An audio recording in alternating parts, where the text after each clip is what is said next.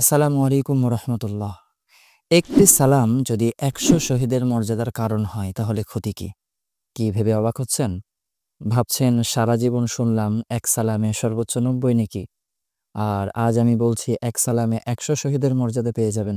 জি, আজ আমি আপনাদের সামনে এমন ৩টা ফায়দার কথা উল্লেখ করব, যে ৩টা বিশেষ ফায়দা আপনি একটি মাত্র সালামে পেয়ে যাবেন যদি সালামটা বিশেষ এক জায়গায় আপনি দিয়ে থাকেন। আল্লাহ রসুল সাল্লাল্লাহু আলাইহি ওয়াসাল্লাম হাদিসের মধ্যে বলেছেন, সবসময় সালামের প্রচার এবং প্রসার করতে, বেশি বেশি সালাম দিতে।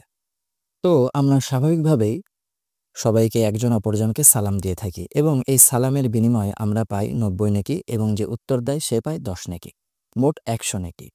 কিন্তু যদি আপনি নির্দিষ্ট একটা বিশেষ জায়গা ফলো করেন তাহলে সেখানে এক সালামের বিনিময়ে আপনি পাবেন ১০০ শহীদের মর্যাদা।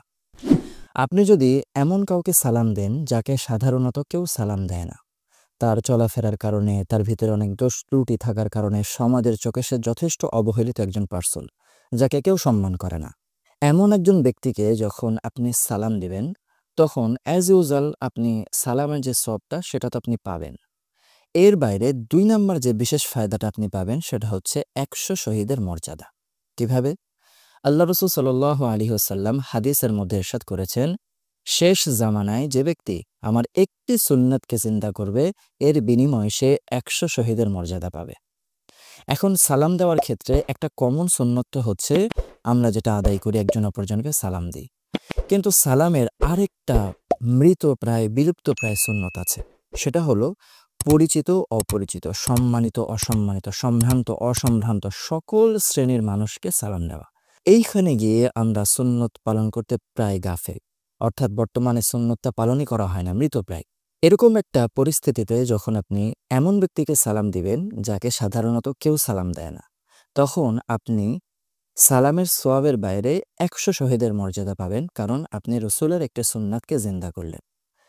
৩ নম্বর এবং বিশেষ মোস্ট ইম্পর্ট্যান্ট যেই ফায়দাটা আপনি পাবেন সেটা হচ্ছে আপনার একটি সালাম দাওয়াতের কাজ দিবে। কিভাবে? আপনি যখন এমন ব্যক্তিকে সালাম দিবেন যাকে কেউ সালাম দেয় না, সে সালাম না পেতে পেতে তার ধারণা এটাই হয়ে গিয়েছে, আমি হয়তো সালাম পাওয়ার যোগ্যই না, কারণ আমি যেভাবে চলাফেরা করি, আমার লাইফস্টাইল আমি যেভাবে মেনটেন করি, এতে আসলে আমি সালাম ডিজার্ভই করি না। এমন পার্সনকে যখন আপনি সালাম দিবেন, প্রথমে সে অবাক হবে, এরপরেই সে আনন্দিত হবে এবং প্রাউড ফিল করবে।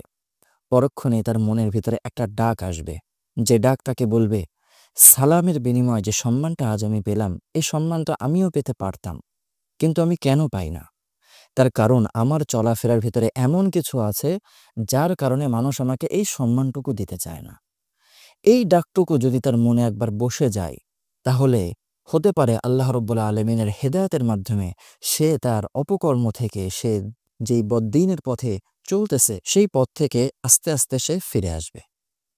আর যদি সে ফিরে নাও আসে, যখন আপনি নিয়মিত তাকে সালাম দিতে থাকবেন, তখন অন্তত এতটুকু ফায়দা তো হবে যে সে অন্তত আপনার সামনে ভালো থাকার চেষ্টা করবে এবং চেষ্টা করবে তার কোনো খারাপ অপকর্ম বা বাজে কোনো বিষয় যেন আপনার সামনে প্রকাশ না পায়।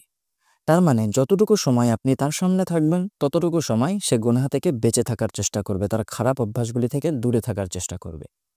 এইটুকু দাওয়াত হিসাবে কম নয়।